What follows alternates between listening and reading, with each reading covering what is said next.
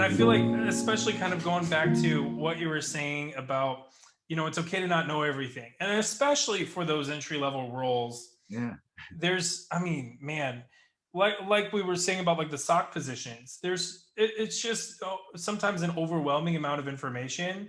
And if they were expecting you to know everything, like they're kind of crazy. yeah. It's a It's lot. yeah, it's an unrealistic expectation, especially when the fundamental concepts is a lot, Yes, and so applying those, it really, it's a process, and they'll work with you through that process for sure. because it's like a language. There's so many different moving parts in it. When you're not using it, right? It, you lose it. You lose it. This is why we have cheat sheets, because to get spun back up to things pretty quickly. Yeah, I mean, man, like the analogy on it being like a language, that's perfect. Because it's like you can fake knowing a language, but if you don't know the grammar, like You'll stick out Right. really, really bad, Adjectives and nouns and verbs and right? adverbs.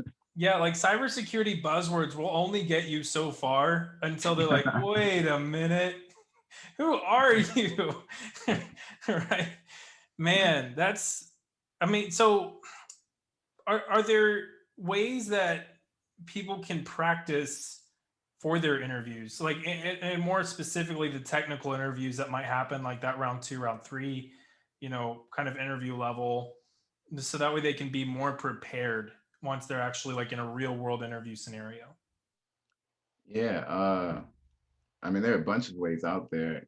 One way that helps, it's effective, is studying, right? Studying the position. It's 2021. Everything almost you can research almost anything and learn it on Google.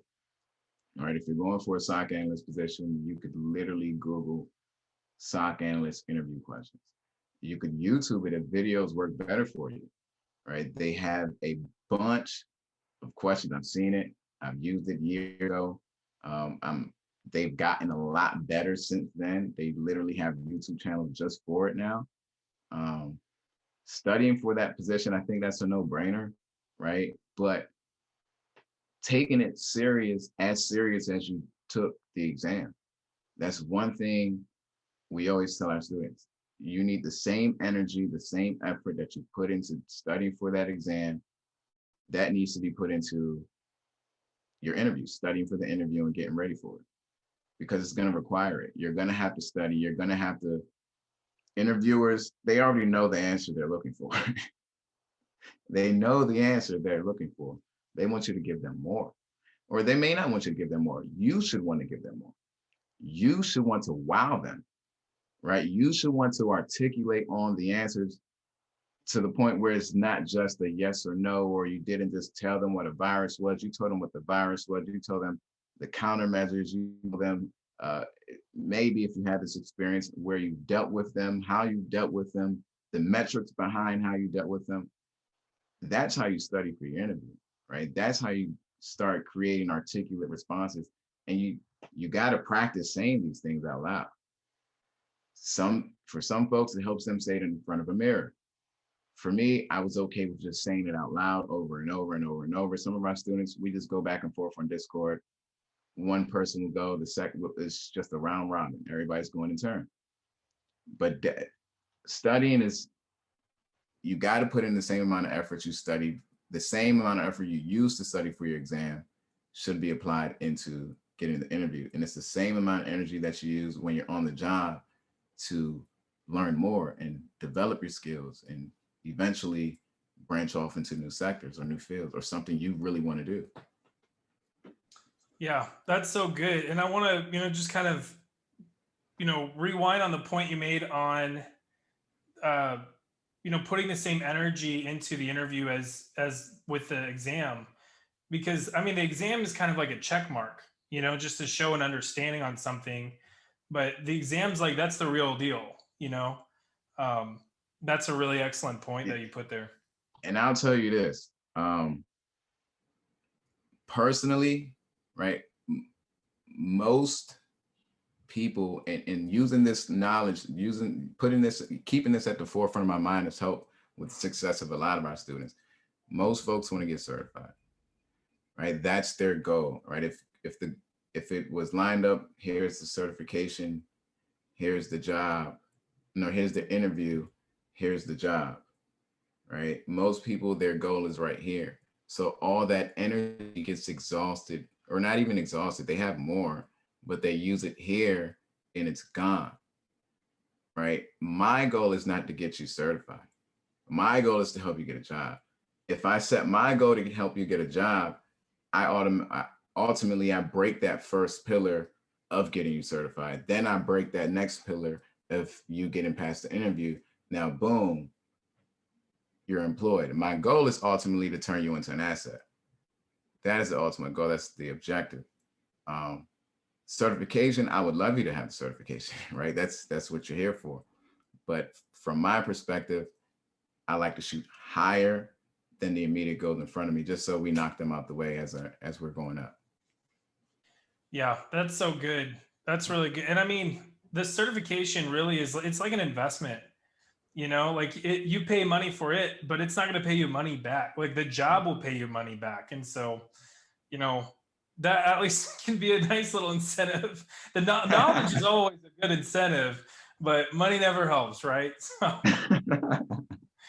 So I want to shift gears here a little bit. I don't know how much this topic is actually talked about in cybersecurity, but at least with StudioSec, I want to get the discussion rolling with it. Okay. So, there's a huge gap in the cybersecurity in the IT world where people of color make up around 26% of cybersecurity positions. And that actually declines world or at the higher up the org chart you go.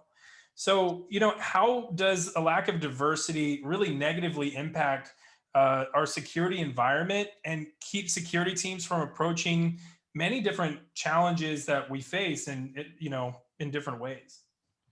Well, I mean, so with security, different different backgrounds, right? So there's so many ways to implement security, so many different ways, right? And we're going away from the security plus level. We're going up to a CASP level where you're thinking about budget in the back of your mind. There's so many ways to implement security controls when you have a budget you're dealing with. And there's the thought process behind this, or the flexibility to think in so many different ways and use so many different experiences, ultimately becomes enhanced when you have people from different backgrounds, right? Because they all think differently, right? You don't want shops usually, and when I say shops, sock shops, network shops, they usually don't want people with the same, who think the same, right? They want people with great skills and people who are proactive and they're ready to learn. But more than likely, they want different brains, right? They want different thought processes, people who think differently, people who can apply security in different, from a different perspective, and have friendly arguments about why this would protect our data, our resources, our assets better than your perspective. And essentially that boils down to having a diverse team. Um, I think, and this is from my perspective, my experiences, one thing that will help, right, with seeing more people of color, seeing more minorities, seeing more women in the field, is people like me, right, doing what I'm doing now, and destroying these myths around cybersecurity. Because a lot of times people are really afraid of trying something new because it seems so scary, right? And everybody's afraid of coding, right? They're afraid of scripting. They're afraid of the technical aspects of security. I love it, right? There are other people who love it. Now, do you have to do it? No. Would it help if you knew it? Yeah, it would. Um, but you don't have to. You don't have to code. And there are plenty of people who don't code, right? And that's why we automate a lot of things so people don't have to code. And increasing that awareness, right? Increasing the awareness that you can do this, and bringing it back to local schools. Like I had a few high school students in my last class, in our September or August class, I can't remember, but bringing it back down to that level and letting them know, hey, cybersecurity is a thing. Most people don't know it's a thing. I didn't know it was a thing. I had a potential full ride scholarship to law school before I shifted over to cybersecurity. I didn't know this was a thing, but I knew that hacking was a thing, but I didn't know about that there was a variety of different options and avenues to get into to do here, right? But definitely increasing the awareness of cybersecurity on a micro level, I think that would help a lot, because a lot of people just don't know about it, right? And if they do know about it, it's something that seems impossible because of what they've heard and what they see on TV. That's such a great point that it's just, it has this aura of difficulty. And Yeah, that's something I've had to push through, like just with my own perception of cybersecurity this whole time. It's just like, and I, and I feel like that's just kind of the way I am. I love to overcomplicate things in my head and then get like super stressed about it. And then like I actually like get into it. I'm like, oh, this is not that bad. right. You know? But with like cybersecurity, I feel like everybody just kind of, it's like an inherent, I don't know what it, I mean, anything tech really, but cybersecurity is just one of those like kind of, but especially cybersecurity, Yeah. is difficult. Um, what are some ways that we can, not only as an industry, but also kind of tying in and like invoking like the educational world, and academia? How can we demystify cybersecurity and at a wider level IT, so it's no longer perceived as something that's super challenging and complicated and hard to get into, but I mean something really anybody can get into? I think, on it, because my initial my initial suggestion was on a micro level. On a macro level, organization, and I see people talking about it a lot. On a macro level, I believe a good way to increase this awareness is having more organization, and there may be more organization. Maybe I just don't see them, right? I'm only speaking from my perspective, but having more entry or entry pathways for people who don't know anything, or opportunities, not even pathways, just opportunities. And if they are out there, maybe creating a medium for them to see this, right? That's pretty much what O-line security is. We're a hub right now for new people coming into the field. And we're not limited to just new people coming into the field, but we're a hub. And in the next few years, I see us becoming a worldwide hub for new people coming into the field and helping to steer them into the right direction so they can find entry level positions. They're not discouraged, right? Entry level positions that are telling you, hey, right, we're not looking for coding.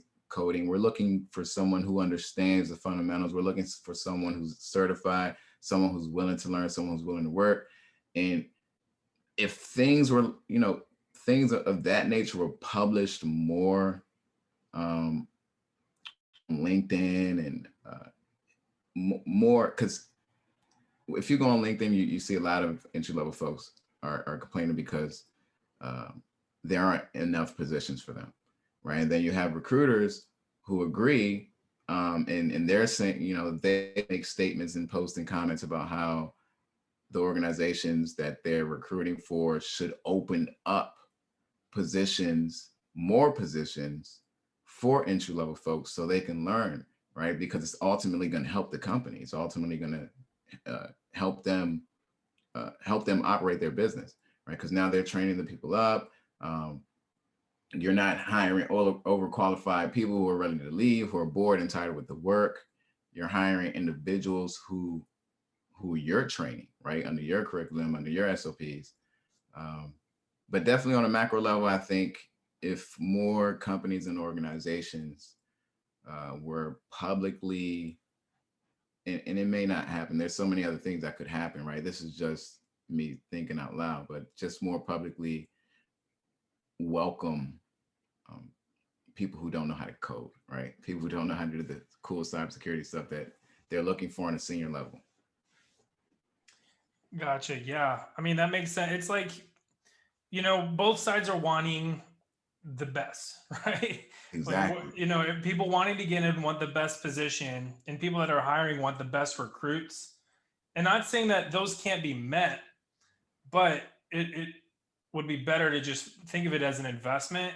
I feel like with cybersecurity at like a business level, or at least to people that aren't in the industry that are thinking of it at a business level, it it can be misconstrued in a way because cybersecurity is never going to bring you money. It's never going to be a profitable division of the company, but it's going to keep you from losing a lot of money and information, Right. A right? lot. It's not even like insurance. It's like no, no, no. I'm sorry. It's not like an investment. It's like insurance. Insurance, right. You pay money. It's not going to pay you that money back, but you're going to wish you had it if a disaster happens.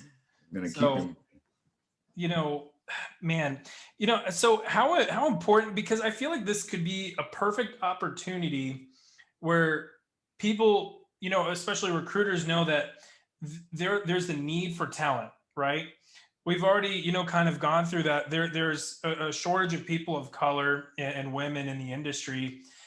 How can this be an opportunity for us to increase awareness on, that, I guess, the shortage in talent, I guess, that's in the industry, and how can we bring more people? How can we, kind of decrease that shortage while at the same time increasing diversity in the industry? So that's gonna, some of that responsibility is gonna fall on people like myself, getting more people certified, getting them the skills that they need to get into the field, right? Because um, I'm not sure if you said what the numbers were with the uh, with the population numbers or the Yeah, diversity it's rate. 26% of cybersecurity. Those are entry level. I should have mentioned that off the top. 26% of entry level positions Uh, are people of color, but that actually decreases, as you, the higher you climb. so I think definitely that's gonna fall on shoulders like myself, like you, platforms like Studio Sec and other platforms out there to help teach the skills that are necessary. And once they're taught, help them get into the field, right? However our platforms do that, right? That's where we come into play. Um, because, if you want to get into the field, for one, you have to have the credentials, right? And you're gonna have to learn it somehow, some way. And that's where our platforms come into play. And we're showing people, hey, there are people literally in your position, right? We have students who don't know anything. We just one of our developer just made a pretty cool video of a IG live I did with one of our students. He came from the construction background, right? He knew nothing. He was laid off from COVID. Right? He heard about online security. He said, "Is this something I can learn?" He wasn't sure because of the myths out there, but he got Security Plus certified his first time. Right? He was one and done, and now he's actually, knock on wood, I don't want to jinx him. Now he's actually on getting ready for his third interview with the position that we had streamlined him for. Right? So that's what my goal is, to open the door more for everybody, right? People who are afraid of it. Um, Especially, it started out to help friends and family, people who were around me. It was helping them so well. So I said, you know what, let me try to get this out, spread it out throughout my community. Right. And then it started working within the community. I said, hey, I'm not a lot of people don't believe me, but the public speaking thing is not my thing. I do it because I can do it because I don't let that fear stop me. Right. It's really scary. It's really afraid. But I knew that if I didn't face those fears, I wouldn't be able to help people on a large scale that I wanted to help. So it's really going to fall down to people like us. If the entry level percentage is 26%, if I'm looking at this, if I'm thinking about this the right way, if the entry level is 26%, that's not a bad number, because the last time I checked, we African Americans make up about 13% of the population. So that number is actually a little bit higher than I would have thought it would have been. But if, to keep those numbers trickling throughout the pipeline, that's where I'm going to come into play. That's where you're going to come into play. And not just for African Americans. There's a low number of women, there's a low number of minorities. Everybody can get into cybersecurity, right? it is for everybody. Unfortunately, the people who are most of the people who are not aware of the field are minorities and women, and or the people who are having the most difficulties that I interact with are minorities, women, African Americans, right? And that's why I do what I do. That's exactly why I'm up every morning at 5 a.m. Like you said, your wife was just demolish your resume. I'm demolishing resumes every morning. I tell my students, hey, if you don't want your resume demolished, do not send it to me because I'm gonna tear it up. I have to, right? It's a duty that I put on myself, working on their resumes, study sessions with the students, making making sure that they are ready for these interviews, right? Quizzing them, questioning them, giving them all the resources they need so that everybody can win. They open the doors up for everybody, for people behind them. Um, it's a win-win situation for everybody, and ultimately, it's going to help organizations too, because as we mentioned, the different backgrounds are going to essentially uh, it's going to essentially affect how we implement different security controls, how we manage our budgets, how we stop threats, and how we operate as a team. Kind of tied into an answer you gave earlier on having friendly discourse that, can kind of, where a team can come together, share different perspectives on security and kind of their approach to a specific challenge. Obviously that's very important because there are so many ways to attack a problem, and you want to find not only the most efficient way, but the most secure way. And Yeah. what are some ways that students, and I mean, and I'm not just talking about, you know people that are studying for their certification, but even people that might still be in like grade school or like high school or college, what are ways that they can practice, you know kind of working in like a team like environment like that, but also kind of have that friendly discourse on, coming through with different perspectives on the same problem, and then hashing it out and coming up with a unified path. Um, man, it's a lot of organizations, small groups that are they provide this opportunity for free, right? They provide these opportunities. Some of them are doing it on Discord. I believe you're doing it as well on Discord, right? I mean, you may not look at it like that, but I think that's a good opportunity for people to come and and bring different ideas, right? Go back and forth about why this tool is better than the other tool, right? Start practicing it, practicing then and there. Um, we do it as well on our Discord. We have our cyber advisors who are, and they literally just made me smile with it yesterday. They were asking students based off of, and I don't want to go into a tangent, but our students were implementing different security controls based off of a budget and based off of their CIA scores, and it was pretty cool to see them to see that amongst people who weren't confident with themselves before they started the class. But I think it's a lot of resources now to do that. You just have to find the right group. It doesn't have to be a large group. It could start out as a group of friends. You start doing iMessages or Slack. You don't have to overcomplicate it. It's really simple. But the group should have somebody who's a little bit experienced so they can start navigating or directing the dialogue. And there are a lot of servers out there. You have a Discord server. There's another one called BCA. Ours is only it's unfortunately it's not yet open to everybody. We have a small community with just our students, so we can focus on them.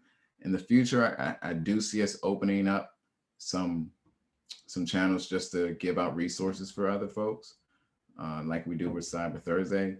But there already are a lot of people doing it.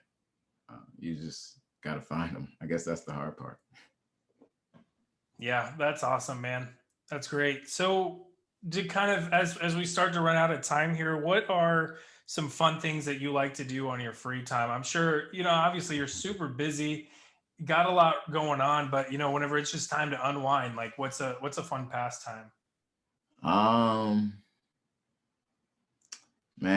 anytime I can, right? I love playing Call of Duty. I'm a gamer. I've been a gamer since. I'm not a hardcore gamer like some of my friends, but you can see my gaming chair back there. So when it's time to play Call of Duty, I just switch that one out. Grew up on Call of Duty, grew up on video games, Madden, NBA 2K, Tomb Raider way back in the day. But when I can get my hands on some Warzone, I like to stream online sometimes.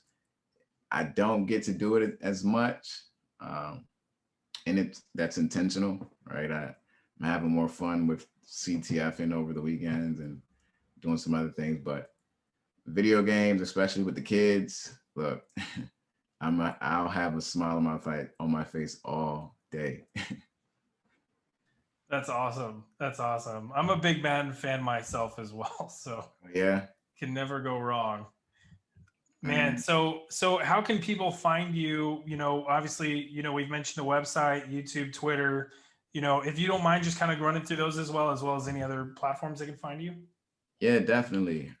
First and foremost, you could if you want to reach out to me, I think one of the best places would be on my LinkedIn. You can find me, Toby Owolabi, for professional purposes, of course.